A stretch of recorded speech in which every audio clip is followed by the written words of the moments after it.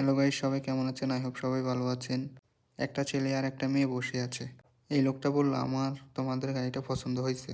তোমাদের গাড়িটা কি বিক্রি করবা? উত্তরে তারা বলে, গাড়িটা বিক্রির জন্য নয়। তখন এই লোকটা বলে, তোমাদের গাড়িটা কীরকম দাম হতে পারে? উত্তরে তারা বলে, আমাদের গাড়িটা 150,000।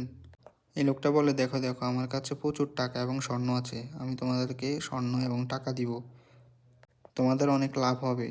উত্তরে তারা বলে, না না, আমরা এই গাড়িটা বিক্রি করব না, আমাদের দরকার নেই টাকা। তখন ওই লোকটা বলে, দেখো দেখো, ভেবে চিন্তে দেখো, আমি তোমাদেরকে টাকা এবং গোল্ড দিব। ওই লোকটা বলতেছে, দেখো তোমাদের হাতে এখনও কিন্তু সময় আছে, আমি তোমাদেরকে যে টাকা দেব তোমরা ওই টাকা দিয়ে আরও ভালো মানের একটা গাড়ি কিনতে পারবে। কিন্তু এত টাকা স্বর্ণ দেখিয়ে কোনো লাভ হয় নাই, কারণ ওরা গাড়িটা বিক্রি করবে না।